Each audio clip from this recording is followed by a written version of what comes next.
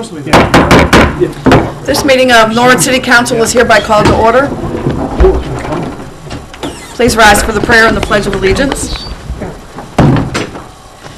Our Father, who art in heaven, as a body we congregate in these council chambers. We pray for thy divine guidance, that we may do all things well, according to thy holy will. Amen. I pledge allegiance to the flag of the United States of America and to the republic for which it stands, one nation, under God, indivisible, with liberty and justice for all. Good evening, everyone. Call the roll, please. Mr. Braden? Here. Mr. Clark? Mr. Whittington? Here. Ms. Allen? Here. Mr. Thornbury? Here? Mr. Sanker? Here. Mr. Mumper? Here. We have 6 of 7 members present, so we do have a quorum.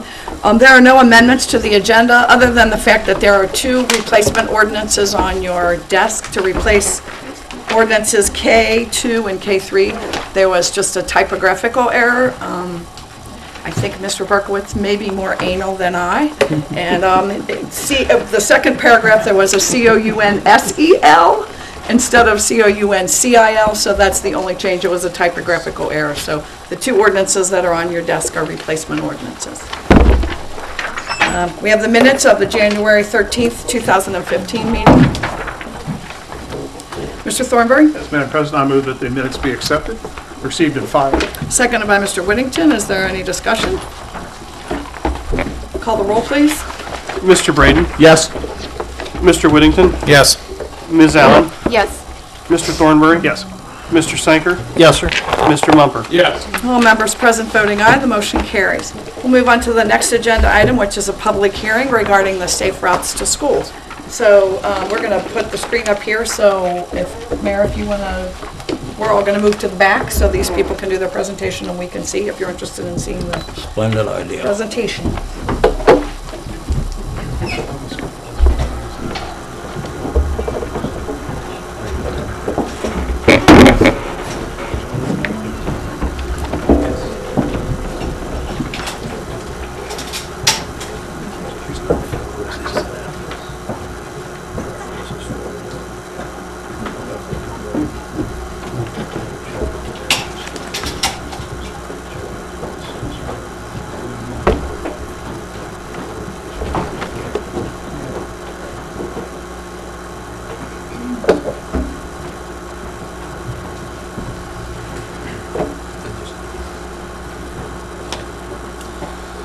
Well, good evening. As some of you may know, the Norwood City School District has been in the process of creating a school travel plan to... Can you say who you are and so on? Yes. And who you're with? Yes. Thank you. My name is Mark Nolt. I'm with the Kleinger's Group. We are working with the school district and the Ohio Department of Transportation to prepare a school travel plan for Norwood City Schools. And with me is Stephanie Tresso with Murphy Epson. And Tommy Arnold from ODOT is also here. He's the District 8 Safe Routes to School Coordinator. So tonight we wanted to, oh, this is not going to go. Oh, thank you. Sorry about that.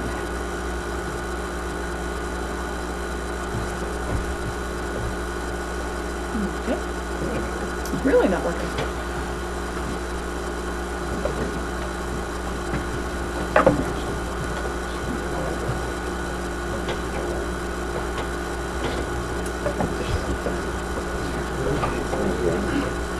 Okay. All right. Gotcha. Okay. Oh. Is it working now? Yeah. Try it again. Yep. Okay. Sorry about that. So, just wanted to take some time this evening to present the draft school travel plan that has been prepared up to this point. And so this is the agenda for this evening. We wanted to talk about what Safe Routes to School is. We wanted to talk about just the general requirements for preparing a school travel plan, the process that we've been through with the school district and the city up to this point, take any questions that you may have, and then talk about next steps for this Safe Routes to School program. Safe Routes to School started as an international movement to promote walking and active transportation. It's been in the Highway Transportation Bill since 2004, and the purpose is to focus on barriers and addressing those barriers for walking and biking to school. It addresses basically a 2-mile radius around the K through 8 schools, and the program provides funding for infrastructure and non-infrastructure improvements around those schools. The countermeasures that are listed in the plan are built up of what we call the 5 E's: engineering, education, encouragement, enforcement, and evaluation. Engineering components are the infrastructure items like sidewalk, signing, anything physical that you see out there that would be built to help students get to school. Those are the engineering components. The other 4 E's are the non-infrastructure components. Education recommendations are things that really help teach kids how to interact with traffic, things they need to be aware of, and how to cross the street safely, how to ride a bike safely with traffic. Encouragement activities are things that really help generate interest among students and parents for them to walk or bike to school. Those are generally fun activities that are done. You can have competitions, and we'll talk more about those later. Enforcement is just helping drivers to obey the posted speeds and traffic laws within school zones and where kids are walking. And then evaluation is just basically to track how the effectiveness of your program and how your program is doing. So in Ohio, the Safe Routes to School program is managed by the Ohio Department of Transportation. Julie Walkoff is the program manager at ODOT Central Office, and like Tommy, I'd mentioned that he's the District 8 coordinator. There's a district coordinator in all 12 ODOT districts. The goal is like we've talked about, to encourage kids to walk and bike to school and to try to make it safer for them as well. The school travel plan is essentially a document that identifies the process that the community has gone through, outlines the barriers that people have identified, the team has identified, that parents have expressed concern over, and then how to address those. What types of things that the community is going to do to make things safer. ODOT does provide assistance for communities in the school travel plan preparation. In fact, that's how Stephanie and I are able to work with you. The school district applied for funding for the preparation of the school travel plan, and so that's what was provided to do this. It was paid at 100% federal funds. There was no local obligation for that. And then once the plan is complete, that's the school travel plan will be used as the basis for funding applications, and the school travel plan is a required piece of that. There is up to $400,000 available for infrastructure improvements this year, and then up to $15,000 for non-infrastructure improvements.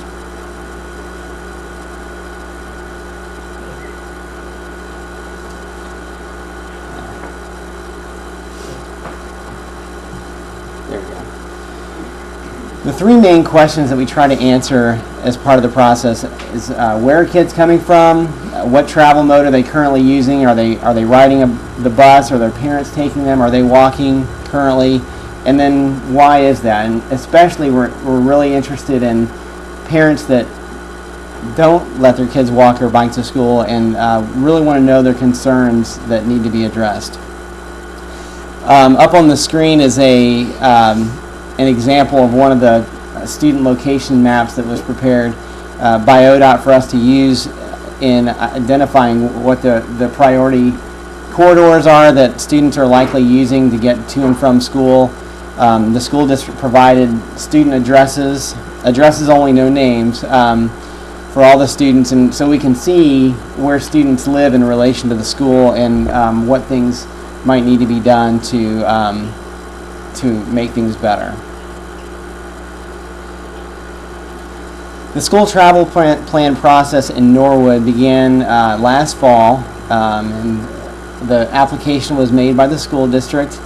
And in a team meeting that we had back just recently on January 16th, we came up with the vision for the school travel plan. And I'll just read it here. It's the vision of the Norwood City Schools Safe Routes to School planning team to reduce barriers to learning by increasing students' safe access to school and make it safe here, safe there, and safe everywhere for students to walk and bicycle to school. So I think that's a great vision for your team. When the school travel plan process got started, there were surveys that were done in the classroom by the teachers. In the kindergarten through 8th grade classes, the students were asked each on a couple days during the week how they got to school that day and how they were getting home. Parent surveys were also sent home where a number of questions were asked, and again, primarily wanting to find out what the concerns are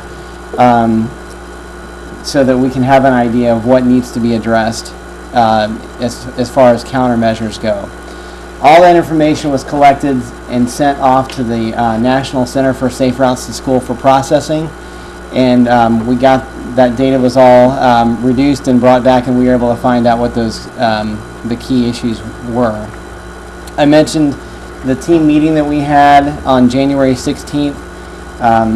Stephanie and I also did a field review of the whole area to find out just what the conditions are for as far as existing infrastructure goes. We also observed, with other team members as well, we observed dismissal at each of the schools so we could kind of get a sense for what happens around those schools during those peak times.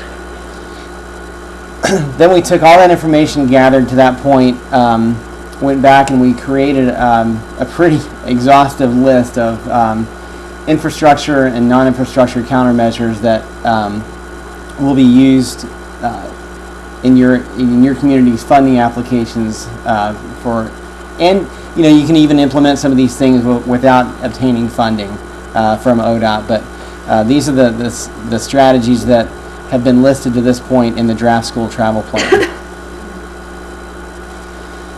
From the parent surveys, some of the primary concerns were the amount of time that it takes to walk to school. Some parents felt they just lived a little too far and it takes too long.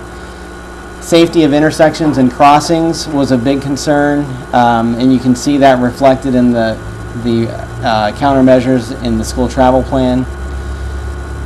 Weather-related issues, amount of speed and traffic is always a common concern. Lack of crossing guards. Some parents mentioned that they don't feel comfortable letting their kids walk without an adult present, and sometimes that's difficult when they're working. And also crime was a big concern. Some of the infrastructure countermeasures that are listed here, and this is just a summary, we'll have a chance afterwards to take a look at the boards, and even if you can't, if you don't have a chance to look at them right after this meeting, we're going to leave the boards here and you can see the infrastructure countermeasures that are included. I believe there's a link to the school travel plan on the City Council website as well, so you can access it there. But some of the primary recommendations that were included were improved crosswalk signing and markings along with curb ramps, pedestrian improvements at traffic signals, including pedestrian signal heads, the new countdown signal heads, and some other recommendations at signals as well. Improved school zone signing, some specific recommendations, speed humps along Williams Avenue. There were concerns about lighting at the railroad underpass at Forest Avenue. curb bump outs in front of the middle school at Sherman and Walker, and then some flashing lights on some of the primary mid-block crosswalks. The non-infrastructure countermeasures, Safety Town was one, primarily targeted towards younger kids that sometimes the police department will do, talking about home safety, safety in traffic, that sort of thing. That can be a really helpful activity. Bike rodeos are really good encouragement activities to get kids out and get them excited about walking or biking. You can set up obstacle courses that they can ride their bikes through. You can give away reflectors and helmets, do lots of fun things to really promote this in the community. Walking school bus training.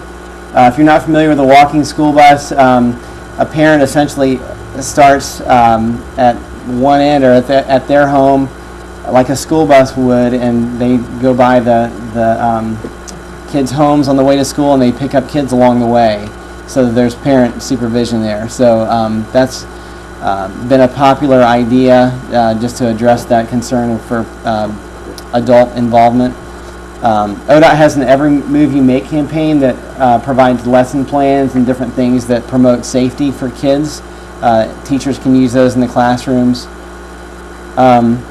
Host meetings to inform parents about the goals of the program and to help them understand that the community is really working to make things better, and just let them know the things that they can do to teach their kids how to walk and bike safely in traffic.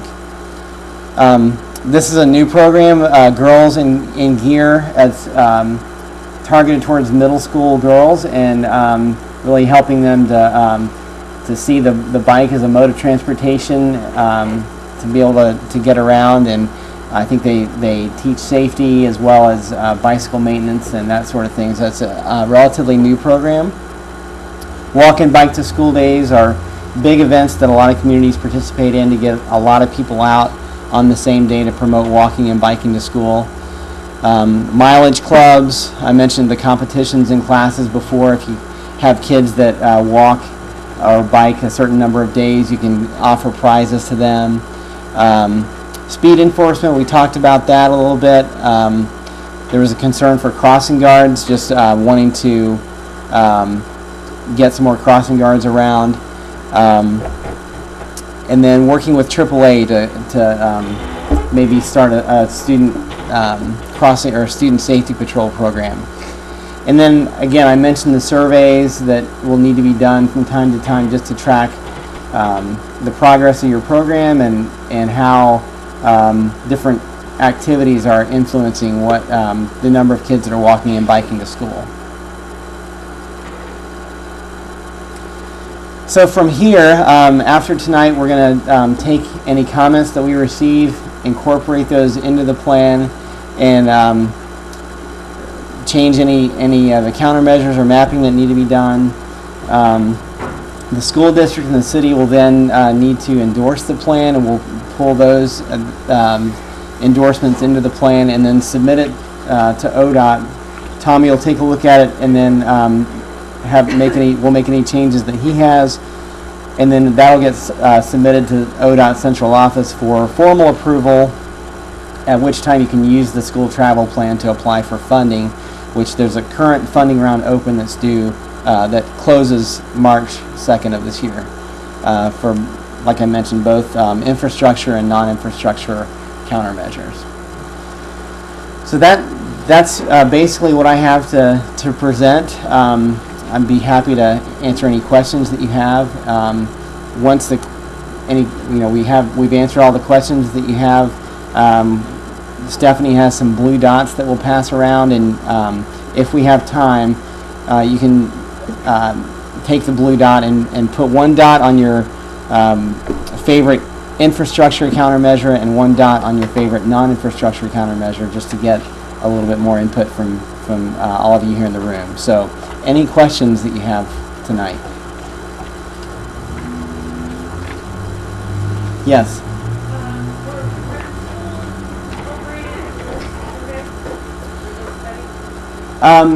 I should have mentioned that from the start. It was 4 schools, Sharpsburg, Williams Avenue, Norwood View, and Norwood Middle School. So there are a few recommendations in the plan that will benefit some of the private schools that are nearby. So that will help. They weren't formally included in the plan though.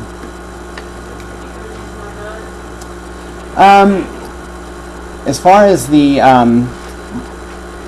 with the school travel plans that ODOT provides funding for, they there's funding for up to 4 schools to be included in the plan, and so those were the schools that were selected. I don't know, Tommy, if you have any further input on that. Yeah, another thing to add to that is the $6,000 dollars are federal. So if there's any improvements that are recommended on private schools, they're not eligible to be spent on private property in that way. So it's generally for public schools.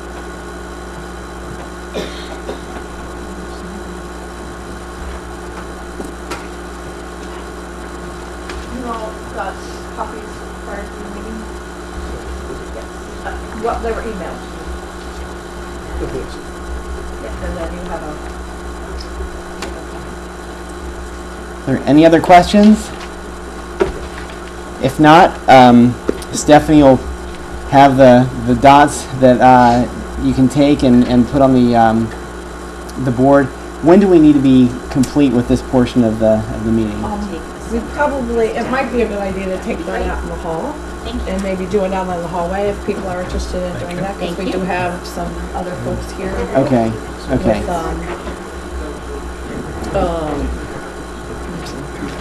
Okay. Well, thank you very much. We've really been excited to work with Norwood on this, and really hope for you guys to have a successful application. I guess I started from the school's perspective. You all are now at the stage of looking for our, specifically, council's input and government's input. What are your next steps before March 5th or whatever it is? Deb, you want to come up and talk to the microphone or speak in that microphone?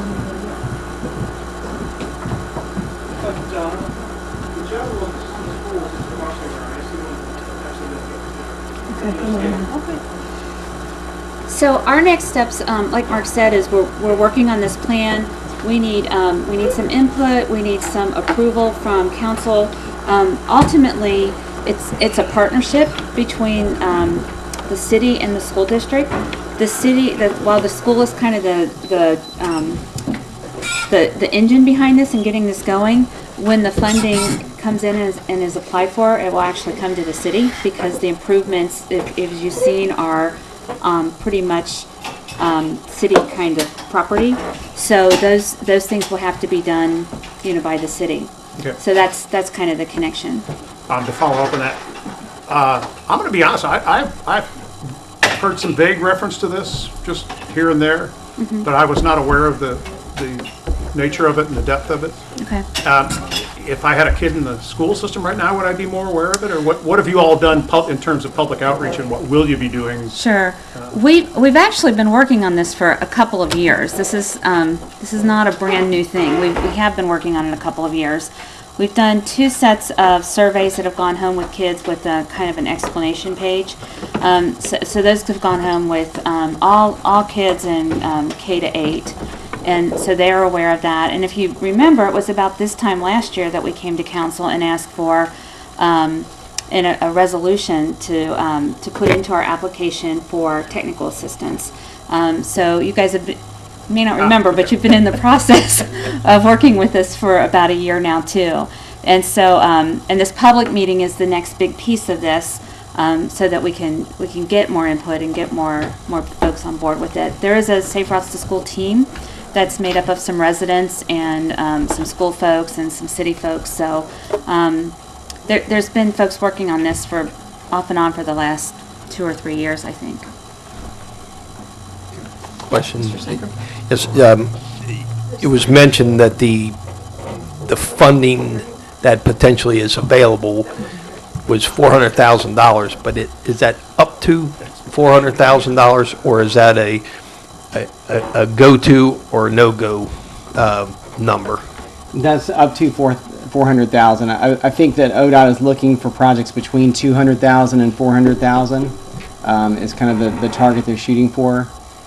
Just because my understanding is that under the 200,000, it's a little tough to deal with working with federal funds and that sort of thing. So that's the range they're looking for. Follow?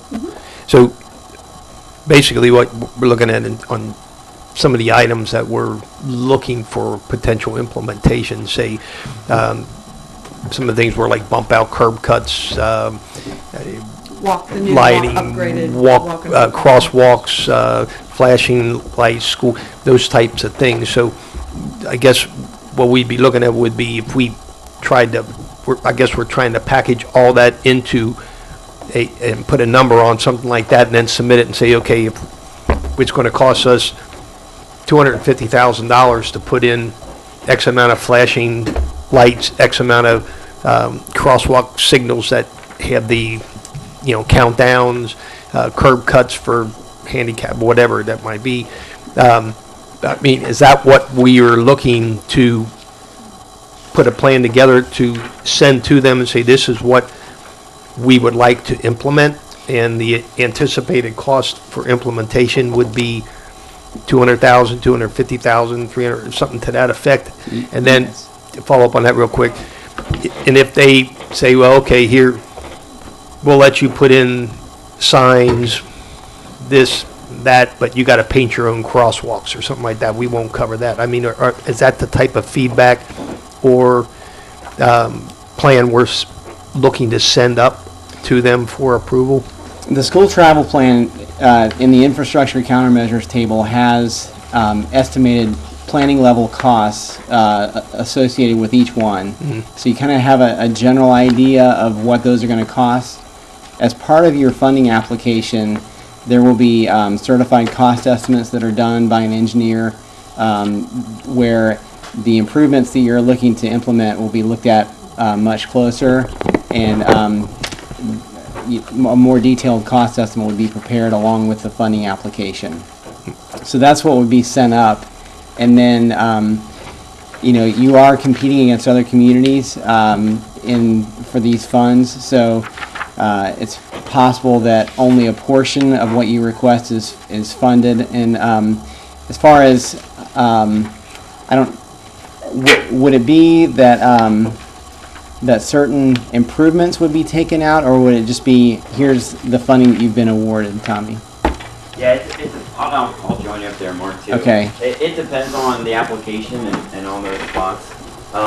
Certainly, we've had locations where we're able to, like, let's say a sidewalk for 3 blocks was desired, but the way the funding shakes out, it's still a good project at 2 blocks or something like that. We may just slice the amount of money, or we might say, look, we can only fund 80% or something like that. Now, that's really not been the case.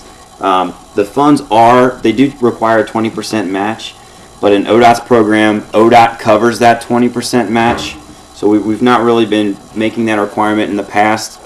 That said, like Mark mentioned, last year we received $20 million in applications for infrastructure projects, and we're only able to fund about $4 million or so. So it is competitive, and we are looking to stretch our dollars. So we'll look at every application individually and see what we can get. And I might point out that on Table 5A, the infrastructure countermeasure recommendations, there is a column that says the percentage of priority, percentage impacted. So I would assume that you would give higher weight to something that has a 92% high priority as opposed to something that's 12%. That's right. Those are things that we would want to address first. Yeah, exactly. That's the way we would see it. And within your packet, you have, like, for each school, I'm sorry, for each school within your packet, there is a list of countermeasures specific to each area. So there are some very specific items listed. Yes, Follow-up, Mr. so Speaker. therefore, I guess the reason for the dots on the spots out there was, even though you have listed certain measures here, the dots would look at that as, depending upon who sticks them on there, would look at that possibly as a priority for this line item, this line item, this line item. The other ones then would fall more to the bottom of that request list. Right. The priorities that are listed in there, we looked at a couple different things.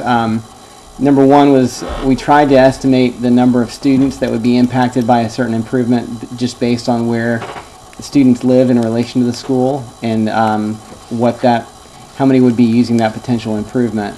And then we tried to take a look at, what's really the safety impact here? Does that make it a high priority? So as a consultant team, we tried to come up with a priority listing that made sense from our standpoint.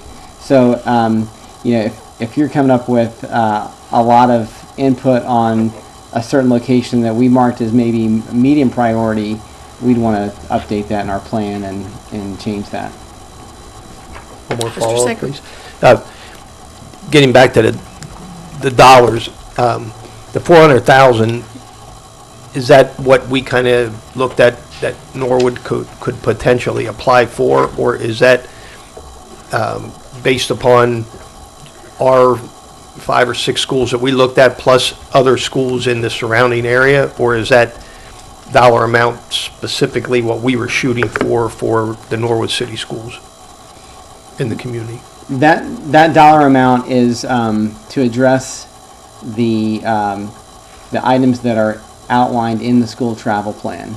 Locally, And in the Safe Routes to School, legally, you can apply for up to $400,000. $400,000 by the And- program standards.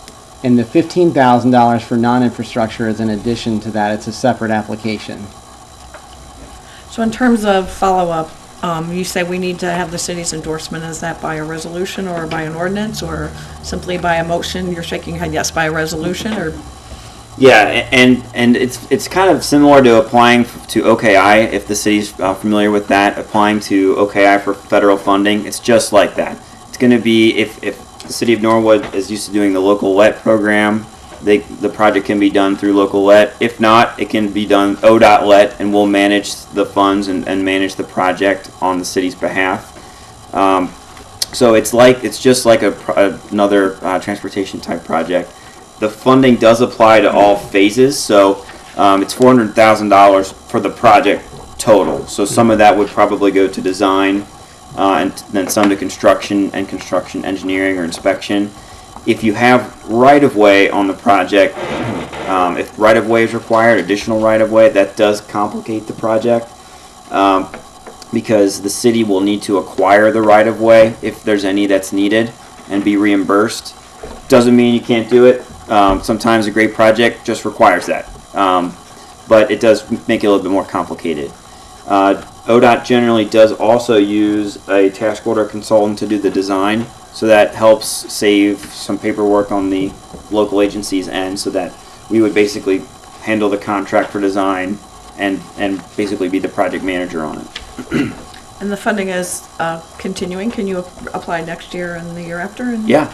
Oh yeah. Ongoing. Yeah, I and wanted we to point have. that out. I knew that, but I wanted to get that over. Yeah, one thing to add to it is we have had funding rounds annually for several years, so we anticipate we'll keep doing that. But OKI also will accept Safe Routes to School applications. I don't think they're doing one this year, but I believe they might be doing one next year. And they basically have that as part of their Transportation Alternatives program, which used to be where you might apply to enhancement dollars, if you're familiar with that program. So OKI will also accept Safe Routes to School applications, but they do require the 20% match from the local agency, whereas ODOT is generally covering that. Just one last follow-up. Yes, Mr. Sanker.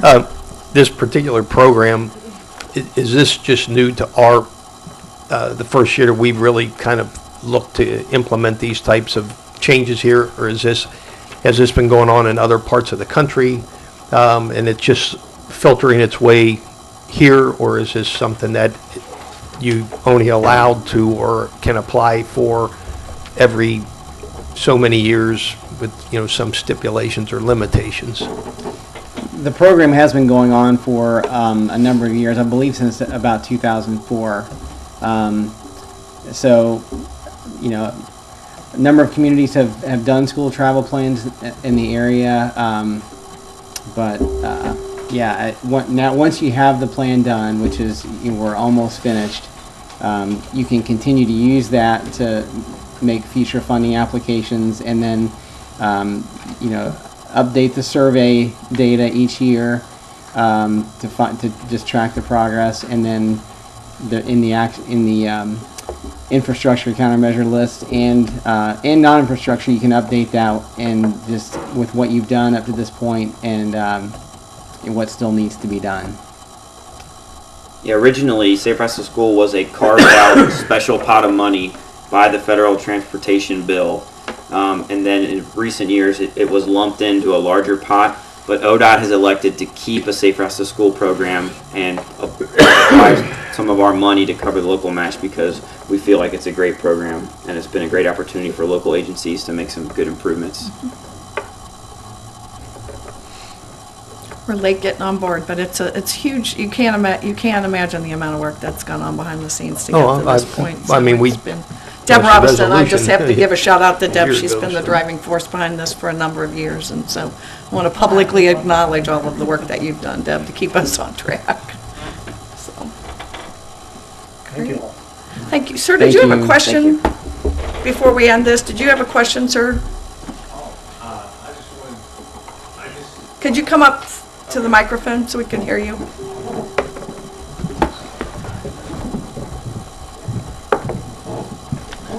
I don't have a question, I just need your glass. Did you have a question? Can you just give us your name and address and if you have a question or whatever? Walter Rice, 1951 Clinty Avenue, Welcome. Norwood. Thank you. I more so as a volunteer cross guard here on Williams for the past 3 years. I just wanted to say something, in regards to the project, what you guys are trying to do. First, can I say something? Okay. Got a couple minutes. Okay, a couple minutes. Well, thanks. Norwood Council, Mayor, ODOT, and other concerned citizens. As I said, as a cross guard, they're a volunteer. I think there's another element to this project that I see, and that is that the street is kind of too narrow. We've had numerous accidents on the street since I've been a cross guard there. We've had a lot of accidents in that area between Williams and Spencer. The streets are too narrow, okay? In regards to the north and south of Williams Avenue, where the school is, okay? The north side of the street, which is the side for Williams Elementary, it's about, I'm pretty sure it's from the north side sidewalk to the middle of the street, it is 211 inches. Buses that come and park there, they don't necessarily butt up against the curve, but they're about 102 inches in width. We've got more than, let's say, 2 buses passing by or other cars. What happens is the cars that are going to go around the bus end up going across the double yellow line. And this happens at least 30 times a day because they want to get around the bus. Nobody wants to hit the bus because children are on the bus. So it's a very hazardous place right there, okay? And I think that another element for the safety is maybe the street needs to be widened or the sidewalk needs to be taken in some so that, we don't have, east and west travelers, coming toward one another over the double yellow line. And I think that will help if that could be put into the plan as well. Speed bumps, the other types of things, and just regulating who comes through there throughout the school times, drop off and pick up. We've got a lot of commercial vehicles, trailers and all types of coming on that street, which makes it very dangerous because we also have parents that let their kids out in the middle of the street. Oh, that's So scary. They open up their car. When I first started a couple years back, they would open up the car door. The car is right there by the double yellow line, and kids would get out. And I'm seeing kids running between cars that are butted up against the curb who are going to pull out, while another kid has gotten out in the middle of the street to go to the curb. So it's very dangerous right there. And maybe rerouting or reconstructing that area for maybe, it would dip into the curb or dip into the sidewalk would give more of a safety zone. I would suggest that you incorporate or, talk to Ms. Robinson and these folks and see if maybe we need to alter the plan in some way, but they're the folks that can make that happen for you. Okay. So thank you for pointing that out to us. Okay. Thanks so much. Thank you. Yes. A quick question to you, sir, to Mr. Knoll. What he was describing, potentially making a little, I know this has been discussed in the past, making a little cut into the sidewalk right in front of Williams, that's where my kids went. Is that something those sorts of things that could potentially be covered eventually by this kind of funding? Yes, I mean, if, since there's concerns with, kids crossing in that area and, kids potentially walking out from behind a bus directly into a lane of travel. The thing he says is exactly true. Right, right. So, if we can, tie the infrastructure recommendations in the plan to the safety of students that are walking and biking to school, then that's eligible. One thing I'll add to that, a quick plug for ODOT too, is that if you have an improvement that's not really tied to kids walking and biking to school, but you have a high crash problem, we do have a safety program, which are for projects that are just for high crashes, and that's available for any public street. So that is not 100% funded. It's normally 90-10 or 80-20. It does require local match, but certainly it's an excellent program, and it's well funded too. We're always looking for great projects. Well, you need a crash experience to justify your application. Great. Thank you very much. Thank you. Very interesting.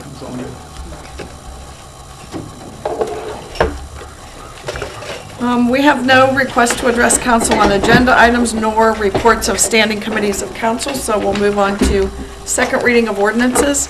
And it's an ordinance declaring the property located at 3901 Montgomery Road to be surplus, authorizing the Safety Service Director to enter into a lease agreement with the Norwood Firefighters Association, Inc., and declaring an emergency. Mr. Mumper. I'd like to have the second and third readings. Seconded by Mr. Thornberry. Is there any discussion? Mr. Mumper, you made the motion. Yes, I'd like, would the mayor comment on this, just give an overview of what is being done here? Mr. Mayor? Sure, glad to. As you may be aware, over the amount of years, Company 2, that's what it was known as, it was the fire department, sat up there vacant for years. There's been a lot of discussion, people wanted to buy it, even heard a drive-through. And so, my personal thought was, it's the last remaining original firehouse, and I like to keep some original old things. No tie to me, but I mean, we'd like to preserve it. So the discussion back years ago was, maybe the union wanted it, and that was pro and con, and then they have an association where it's a nonprofit. They do things and do charitable work and really get involved in the community. And this association has got a donor who I know, but we can't disclose, is willing to spend a lot of money to fix that up. Totally redo the building, sort of make it like a fire museum. If you remember the Norwood Day Parade, they had that 1920-something Aaron's Fox fire pumper that was paid for and shipped up from Texas. That fire pumper was an original Norwood fire pumper, and it was found in the middle of Texas and brought back. That pumper was also manufactured in this city. So, it has a lot of historical value. So in order to have a place to house this and to convert that building into something that, that is open to the public, that will be open to the public, and make a fire museum, and yet kind of cling to our past, we thought was a good idea. So when we discussed it with the donor to spend the money to rehab that and fix it up, and it goes to that association, and it'll be open to the public, and I believe it was discussed earlier, I still think they hang hose in there to dry. So we thought it was a good idea to preserve a little bit of the past. Now, like I said, we've had people want to buy it, and for the zoning and the parking, and to get, to lose one of our original buildings that has a historical meaning to the city. We chose to hold on, and luckily we have a donor that's willing to basically spend a lot of money to fix that up.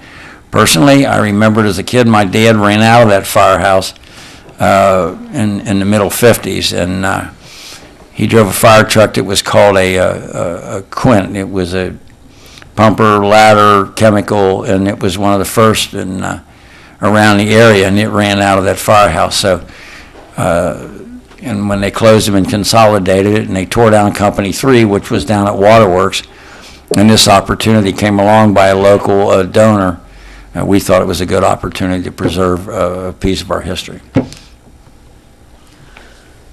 Motion on the floor is to have the second and third reading. Is there any other discussion? Call the roll, please. Mr. Braden? Yes. Mr. Whittington? Yes. Ms. Allen? Yes. Mr. Thornberry? Yes. Mr. Sanker? Yes, sir. Mr. Mumper? Yes. All members present voting aye, the motion carries. Please have the second and third reading.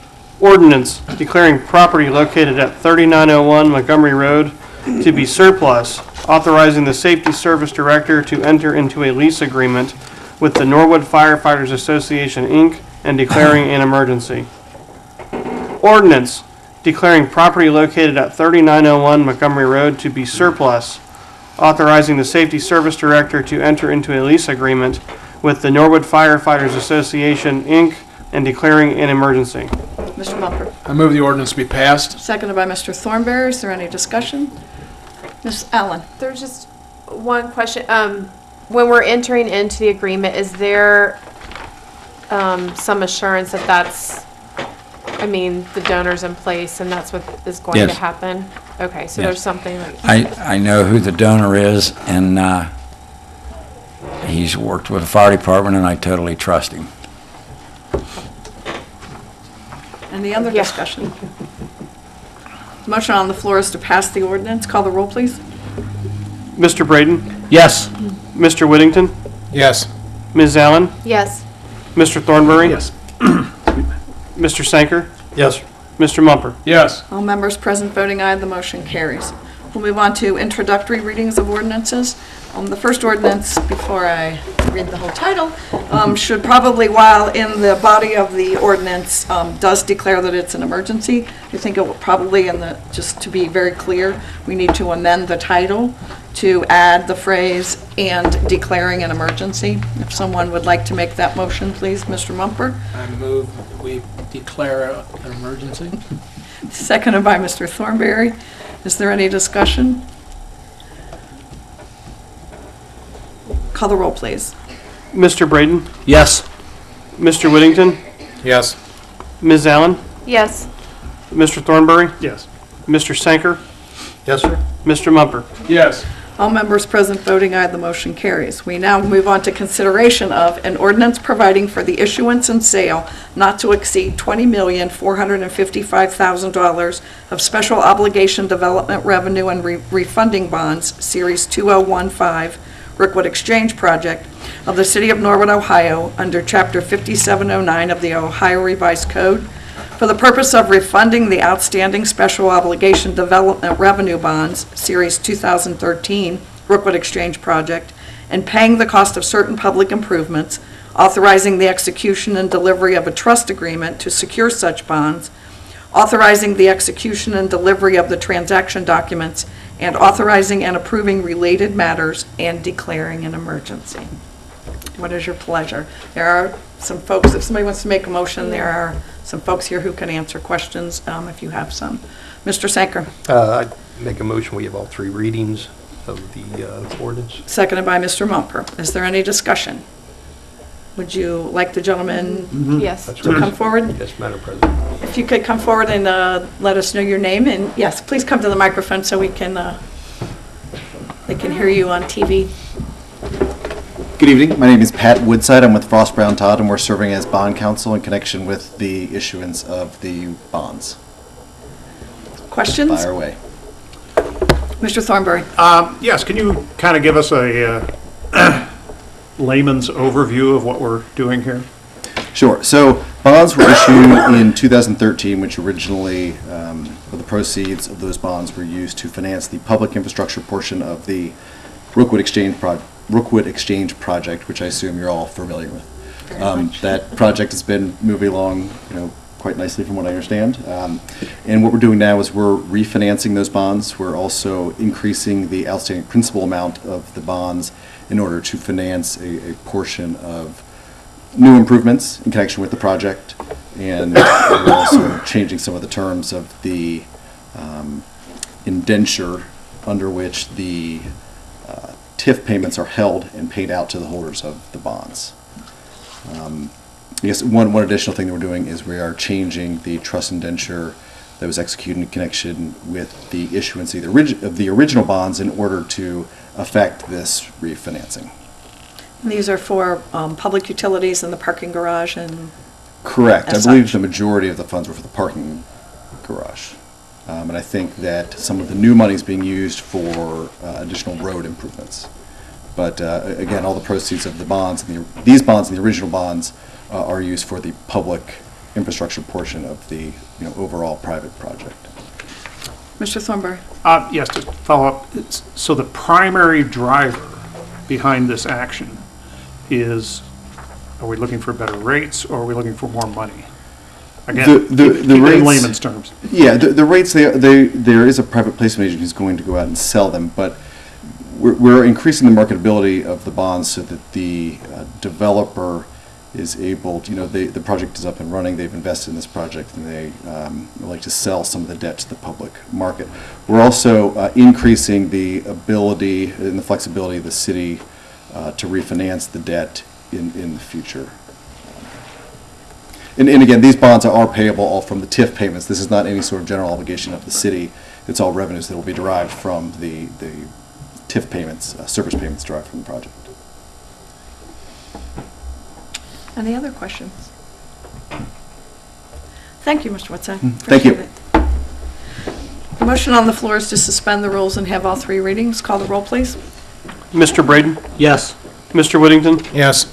Ms. Allen? Yes. Mr. Thornberry? Yes. Mr. Sanker? Yes, sir. Mr. Mumper? Yes. All members present voting aye, the motion carries. Please have all three readings.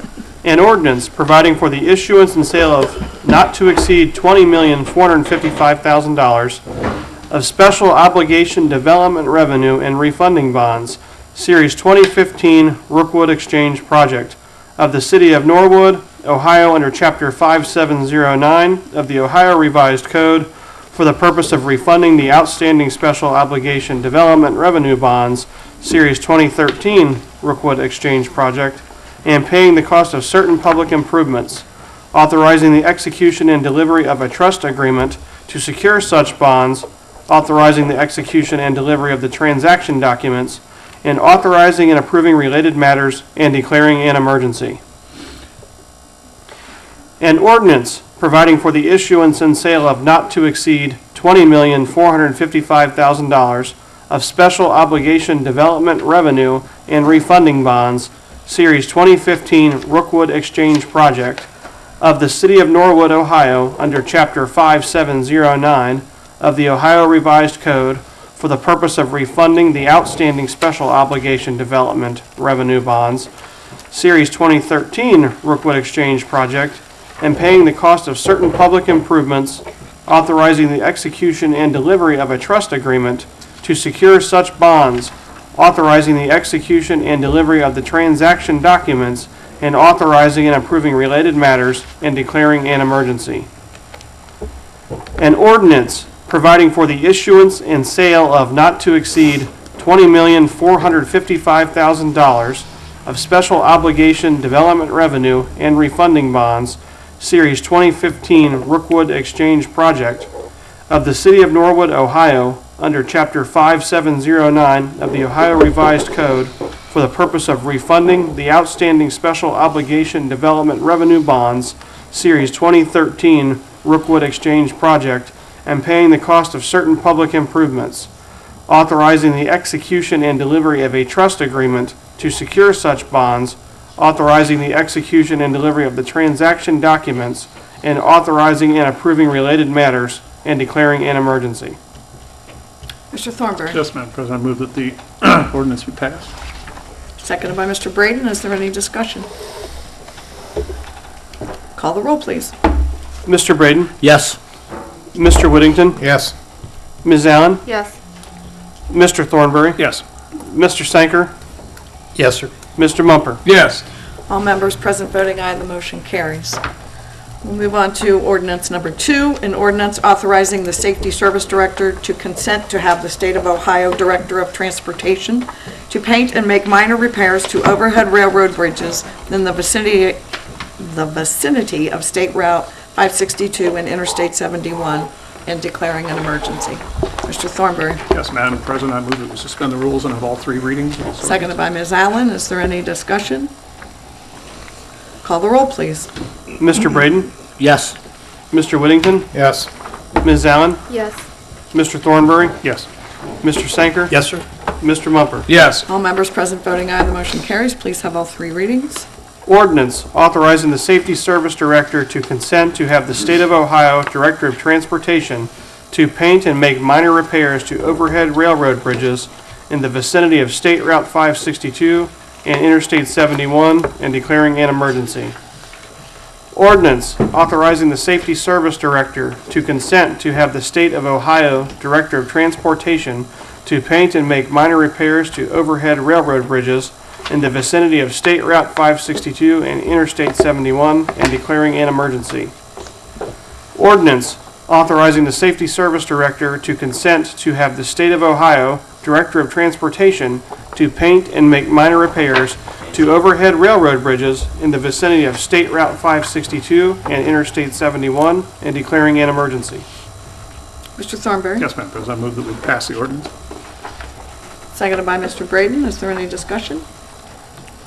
Call the roll, please. Mr. Braden? Yes. Mr. Whittington? Yes. Ms. Allen? Yes. Mr. Thornberry? Yes. Mr. Sanker? Yes, sir. Mr. Mumper? Yes. All members present voting aye, the motion carries. We'll move on to the third ordinance, an ordinance authorizing the Safety Service Director to consent to have the State of Ohio Director of Transportation to rehabilitate Bridge HAM 22-0619 over the Genesee and Wyoming Railroad and Bridge HAM 22-0622 over State Route 562 and declaring an emergency. Mr. Thornberry. Yes, Madam President, I move we suspend the rules and have all 3 readings. Seconded by Mr. Mumper. Is there any discussion? Call the roll, please. Mr. Braden? Yes. Mr. Whittington? Yes. Ms. Allen? Yes. Mr. Thornberry? Yes. Mr. Sanker? Yes, sir. Mr. Mumper? Yes. All members present voting aye, the motion carries. Please have all 3 readings. Ordinance authorizing the Safety Service Director to consent to have the State of Ohio Director of Transportation to rehabilitate Bridge HAM 220619 over the Genesee and Wyoming Railroad and Bridge HAM 220622 over State Route 562 and declaring an emergency. Ordinance authorizing the Safety Service Director to consent to have the State of Ohio Director of Transportation to rehabilitate Bridge HAM 220619 over the Genesee and Wyoming Railroad and Bridge HAM 220622 over State Route 562 and declaring an emergency. Ordinance authorizing the Safety Service Director to consent to have the State of Ohio Director of Transportation to rehabilitate Bridge HAM 220619 over the Genesee and Wyoming Railroad and Bridge HAM 220622 over State Route 562 and declaring an emergency. Mr. Thornberry. Yes, Madam President, I move that we pass the ordinance. Seconded by Mr. Mumper. Is there any discussion? Call the roll, please. Mr. Braden? Yes. Mr. Whittington? Yes. Ms. Allen? Yes. Mr. Thornbury? Yes.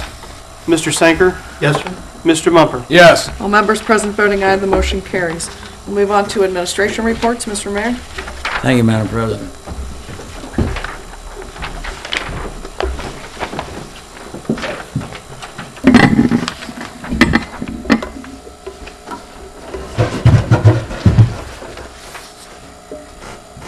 Basically, what this is what we consider our annual report to the city. And I think what you'll find, the majority of this report is to emphasize the cooperation that has been going on and will continue to go on.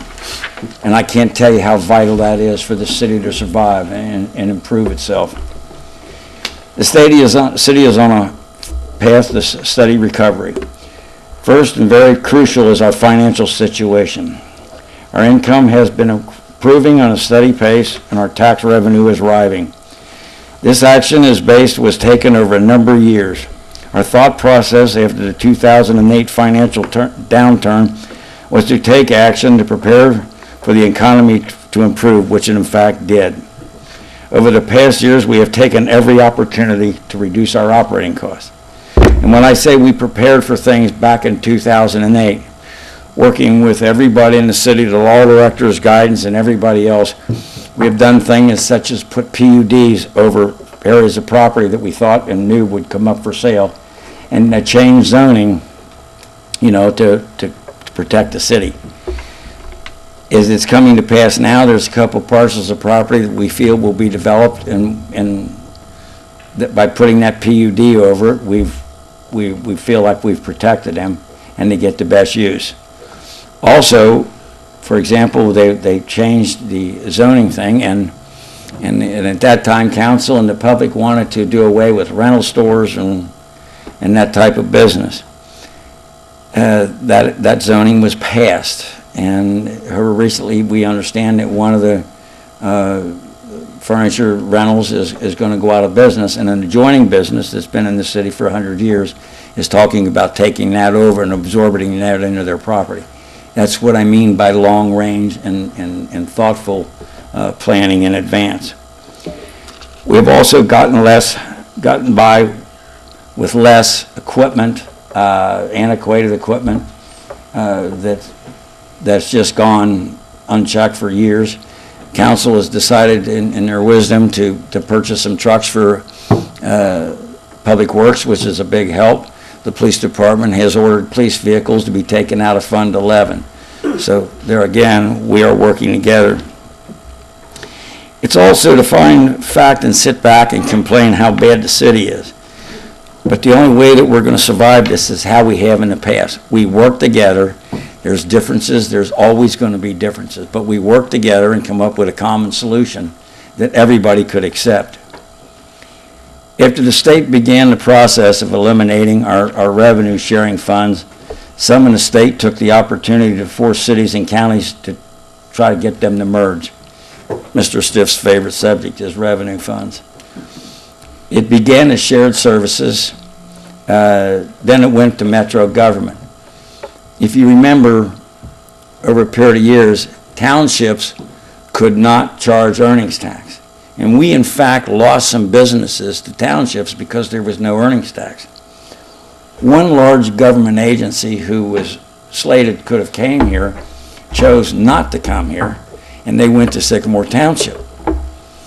And about a year after that building was completed and opened, Sycamore Township formed a JED, Joint Economic Development, with a municipality, Madeira, who now charges those people earnings tax.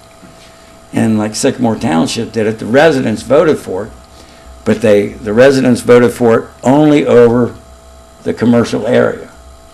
So with the revenue sharing being cut, it forced townships to find creative ways to pay their bills, and this was one of the alternatives was a form of JED, in which they did with municipalities. Over the past 3 years, when you think about the amount of construction that take place, I believe it would be hard to find any 3 square miles where this amount of construction has taken place. Construction translates to jobs and revenue. Cost of the projects done in Norwood by commercial construction companies over the past 4 years is $144 million. Now, you spread that out, and I think sometimes people forget about the amount of construction that's taken place. I'm sure Jim can correct me on this. I think the building permits on that would probably be well over $1 million. So it's starting to pick up. The construction picks up. Are we getting everything that we want? No. Did we lose some? Yes. But we lost, like Catholic Health Partner, because we got outbid. And we weren't about to pay anybody to come here. So that's going to happen from time to time. There will be new construction projects beginning in 2015. We are presently in discussion with developers on additional construction and additional jobs. We are also in discussion with developers to bring in new business that will occupy existing buildings. As in the past, we cannot discuss who we're in discussions with. Over time, we have developed a reputation where we can be trusted not to discuss any details unless and until they become final. At the same time, we have the experience and contacts to weed out those individuals that will not produce the results that we're looking for. With that said, we consult with other elected officials as time goes on to get their expertise to get their course of action. It goes back to my favorite saying, the most dangerous person is the person who doesn't know that they don't know. So as we move forward, if I need legal advice, I talk to the law department. If I need to talk to the auditor, I talk to the auditor. If we need to talk to the treasurer, we talk to the treasurer. And we work through the things using the expertise that we have at hand. As I alluded to in the above paragraph, Jim Stift and I, over the many years, have had many conversations. Tim Maloney's insight and expertise has played a major role as we get down into these negotiations with these developers and putting the package. Josh Berkowitz has been available to provide legal advice and guidance over many issues, including the Quality Hotel, which is sometimes forgetting is that it is closed, and it's going to continue to be closed till it's resolved to the best interest of this city. The President of Council, Donna Lake, has helped in countless ways to assist and advise for betterment of the city, including her service on the tree board with the completion of many projects, including Park Avenue. Look at it, we've gotten more compliments over that than you'll ever imagine. And that was done specifically by the tree board and under the guidance of Donna. Council member Joe Sanker has stepped up to fill a leadership role in the Finance Committee with over his years of experience in that Finance Committee. There again, we're talking about the chairman of the Finance Committee staying in communications with the auditor. And I cannot emphasize this enough. We'll survive, and we're getting better. It's not going to be as fast as everybody wants, but the only way that we can accomplish it is by working together. As council last year, we had relatively few problems. We had some discussions, some disagreements, but that's the way it's supposed to work. But I can't emphasize this now. We have to work together, and we have to recognize everybody's contribution. That don't mean that we're all perfect, but I believe that the people in this room, and most people in this room with any experience at all, know that the only way that we can do it is just stay the path and keep working. We've had, Mr. Gears and I have had discussions with bargaining units. We're still having discussions, and I think by the time it works itself out, I think the city and them will work together, and I think we'll come up with a good package for everybody, for them and to save the city money. So I'm available anytime. You can call me. If you got any questions, I'll be more than happy to answer them, either at the office or now. Any questions from the mayor?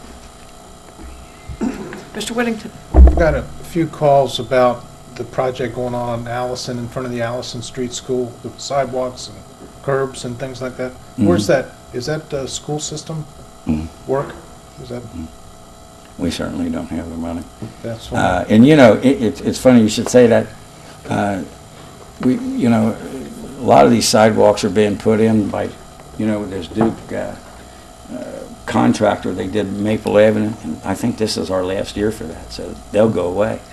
And they just put all new sidewalks in down Maple Avenue and then from Station all the way up Montgomery Road. So yeah, it's that type of project.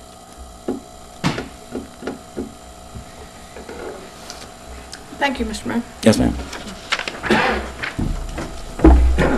We'll move on to other requests to address council. There's a representative from Healthcare Enrollment Center. Would you like to come forward if you'll give us your name, address, or where you're from?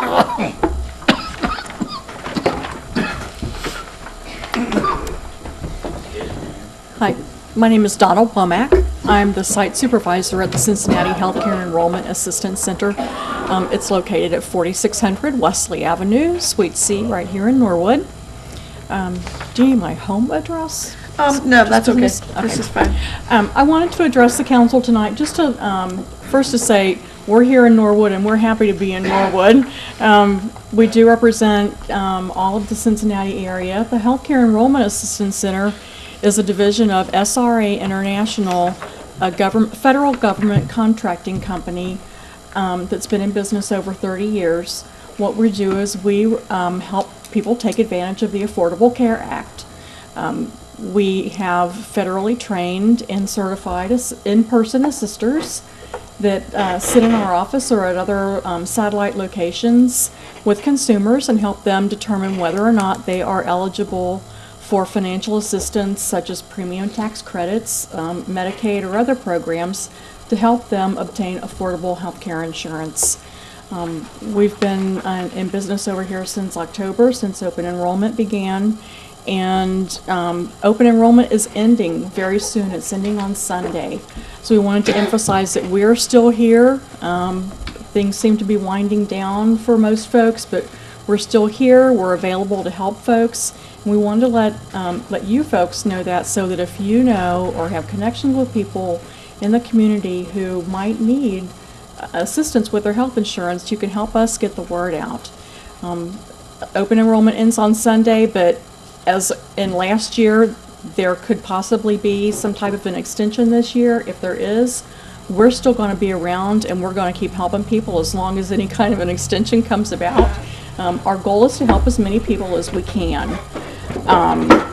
So I wanted just to be sure that everybody knows where we're at, that we're available 7 days a week. Right now, we're tomorrow, Wednesday through Friday, we'll be there from 10 a.m. to 8 p.m. Saturday from 9 to 5, and on Sunday, we're there from noon until 9, or whenever the line ends, or if it becomes midnight and is not officially February 15th anymore. Open enrollment ends then, so we'll have to stop at midnight, but we want to help as many folks as we can. And we also have folks stationed at the Enroll America office at 4545 Montgomery Road. We're there during regular business hours, so just here to help and just wanted the city to know that. And could you give us the address again on Wesley Avenue? Yes, it's 4600 Suite C. And what is that by? Give us a That's in landmarks. the, it's like it's sort of like the business park over by ITT Tech behind the Okay. Fitness Works, just a couple of blocks from here. Okay, It's the crow flies. great. Any questions? Thank you very much. Thank you very much. And she told me before the meeting her father had been a council person and she had never been to a council meeting. This is her first one, so. Not here. In Erlanger, I think, Kentucky, over in Kentucky. All right, is there any unfinished business? Oh, I'm sorry, I apologize. We do have one request to address council. Joshua Stockson.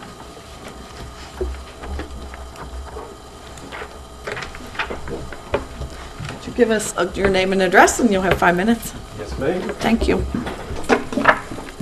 Josh Doxson, 1710 Cleveland Avenue. Sorry for the nasally. We're all in the Got same the boat. cold that was going around. One random question with ordinances: why has everything got to be an emergency? It's an old story. Is there a short answer to that? Somebody tell me that, because I was really curious. Why is it got to be an emergency? Short answer for like the bonds and stuff that we had to amend was that as soon as it is signed by all the appropriate persons, it goes into effect. And so Okay. when there is a timeline that's usually added. Otherwise, it takes 30 days after the signatures. Would you like to, Sure. Mr. Berkowitz? Sorry, I'm just- You're the I was law, you're the curious. law director, you can answer that better than I. Answer it every once in a while. And it would require, in addition to the 30 days, it would require 3 separate readings on 3 separate meetings. Okay. So, meeting being second and fourth Tuesdays of the month, it would essentially take 6 weeks for any ordinance to be passed. So anytime there's a time-sensitive nature, which is fairly common, you're going to see that emergency Okay. clause. Not always. Yeah. For Thanks. instance, the one reading, the ordinance that we had for the lease of the firehouse, we had just the first reading at the last meeting. That Yep. gave people 2 weeks to contact anybody else who may have had questions. Gotcha. Okay. Very now you good. can go. All right, so I was, Sarah, maybe you were going to say something. I was preempting you a little bit. I just want to follow up on the forum that's happening at Xavier this coming Monday. So my first council meeting was a couple weeks ago, fairly large. And we mentioned several times there that there would be a follow-up open forum to the whole community, and that's happening this coming Monday, the 16th at 6 p.m. at Bellarmine Chapel. And I just wanted to give a couple just general broad strokes of what that's going to look like. We really would like as many people from the community as possible to be there.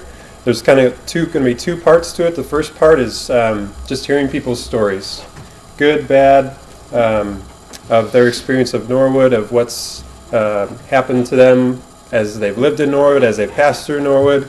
So our hope is to have a variety of stories, again, from people who maybe haven't been heard, to give them a chance to speak.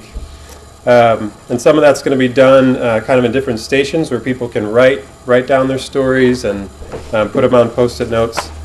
The second half is then going to be talking about hopes and dreams for Norwood. What do we want Norwood to look like? How do we want to create an environment where everyone feels welcome, everyone feels safe and accountable?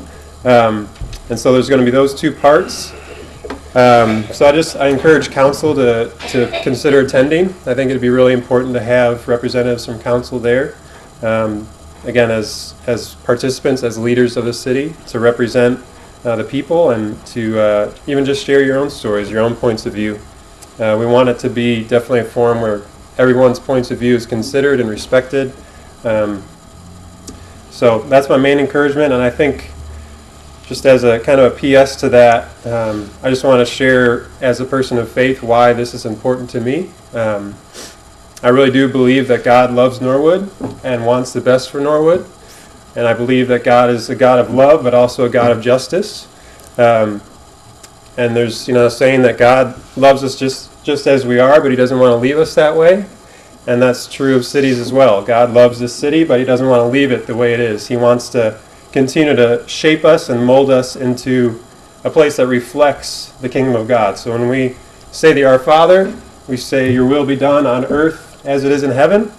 And so the same is true for cities. God wants His will to be done here in Norwood just as it is in heaven. And there's a really neat scripture passage from Revelation that says, when people are before the throne of God, there's going to be people from every tribe, language, tongue, and nation worshiping God together. And so diversity in its fullest sense is part of God's heart for humanity, part of what He desires from His people.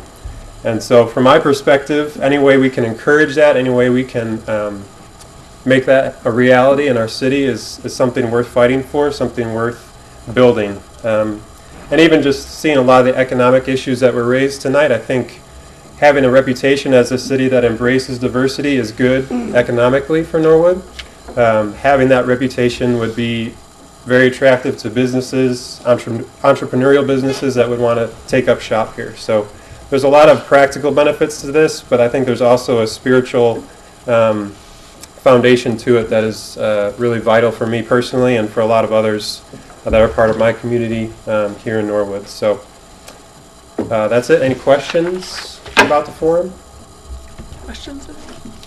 I brought a few flyers, so I'll just pass those out so you have the information. Thank you. Donna?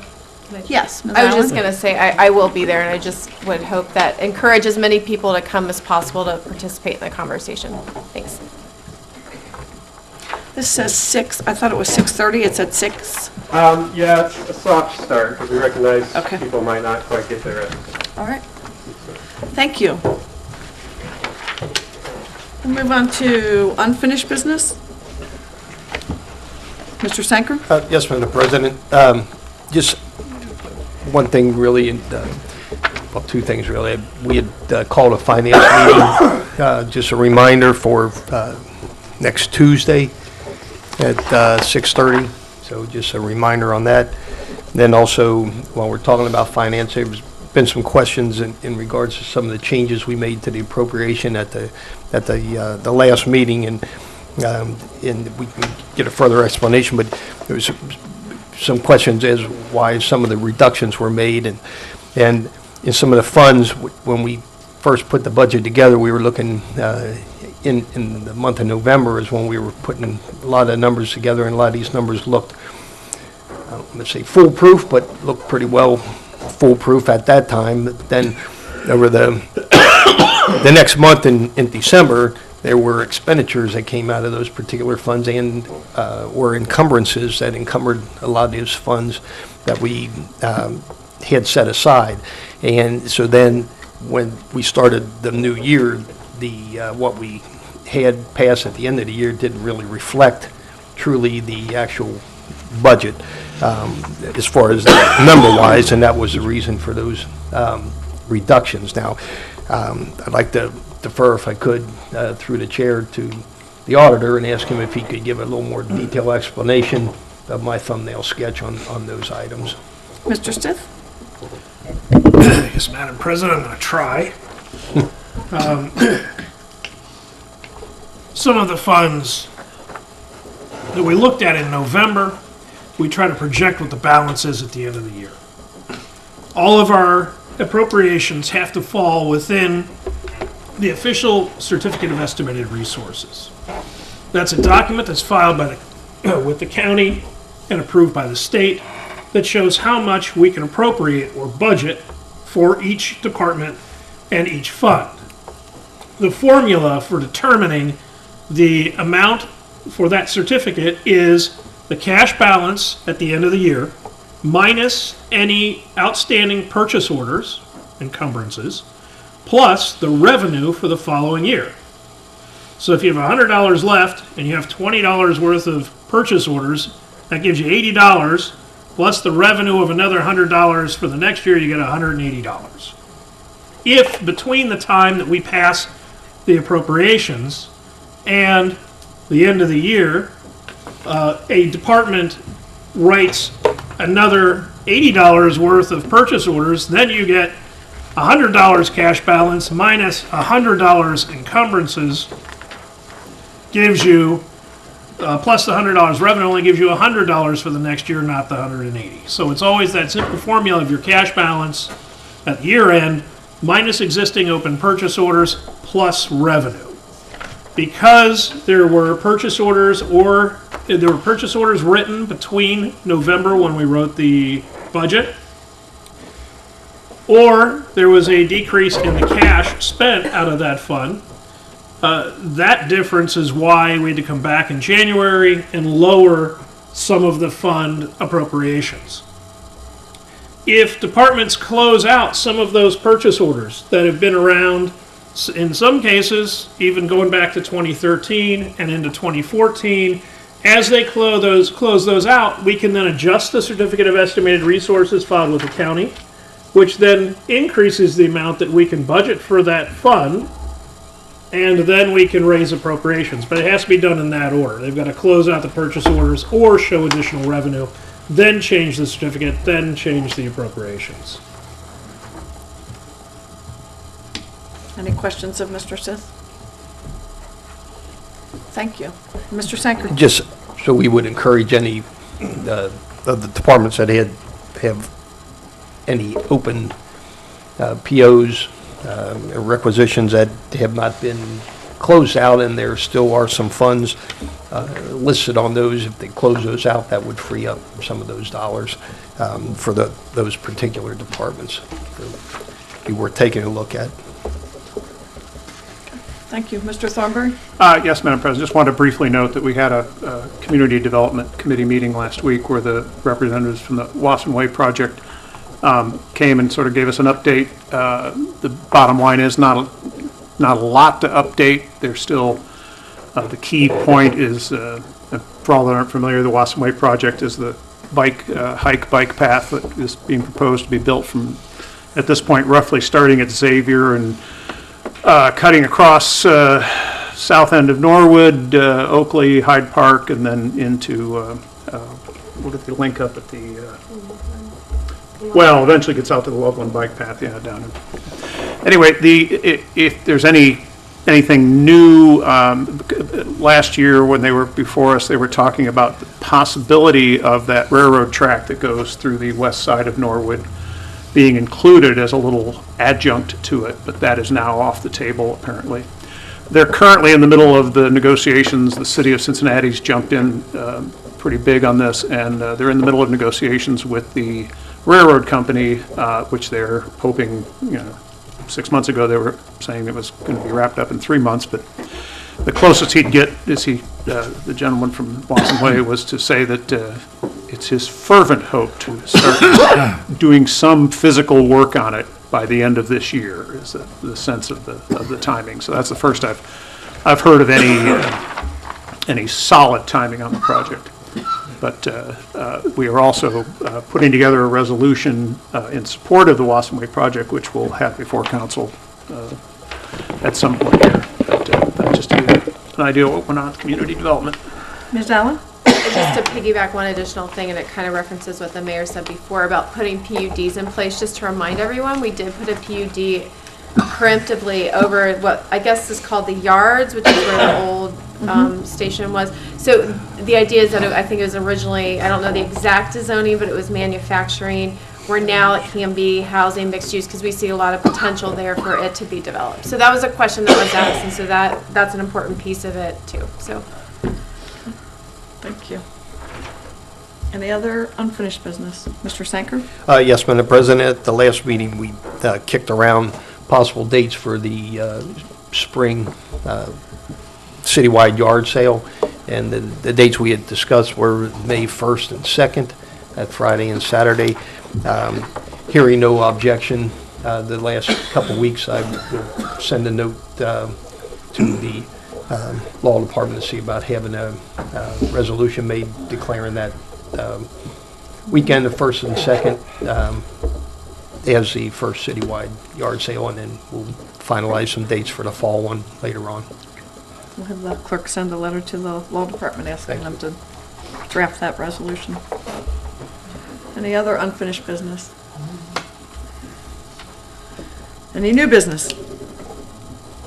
Mr. Sanker? Yes, Madam President, a couple of folks have asked, I guess you've kind of noticed there have been a couple water main breaks along one in particular, Montgomery Road, that they're still tracking down at kind of finalize that. They have some of them filled and backfilled, and trying to finalize that one up on Montgomery Road near the White Castle area. The other one, which was on Sherman Avenue, people had questioned why it was done on a Sunday. Well, a couple of reasons. Well, that water main runs in like into the school, ties in, and also ties in with the dialysis facility there on Sherman Avenue. And that facility, the only day it's closed is on Sunday, along with the schools being closed. It was the only opportunity really to do as little inconvenience to the folks, and that has been resolved. Just a little note on that. That particular water main was so old it still was had a leaded joint to it, so it didn't even have fasteners in it. So just the pressure on that actually made it relieve itself. So anyhow, hopefully that has been taken care of. So thanks. Thank you. Any other new business?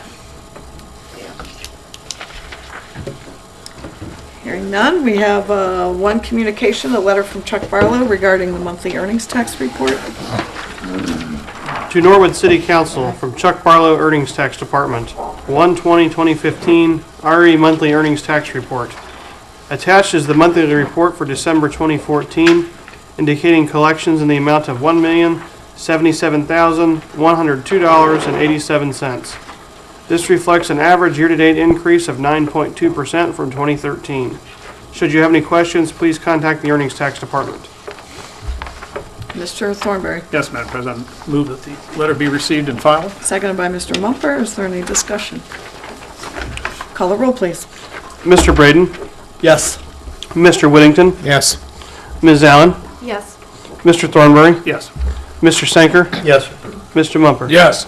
All members present voting aye, the motion carries. We do have one absent member, Mr. Thornberry, I move that we excuse the absent member. seconded by Mr. Braden. Is there any discussion? Call the roll, please. Mr. Braden, Yes. Mr. Whittington, Yes. Ms. Allen, Yes. Mr. Thornberry, Yes. Mr. Sanker, Yes, sir. Mr. Mumper. Yes. All members present voting aye, the motion carries. Mr. Thornberry, I move we adjourn.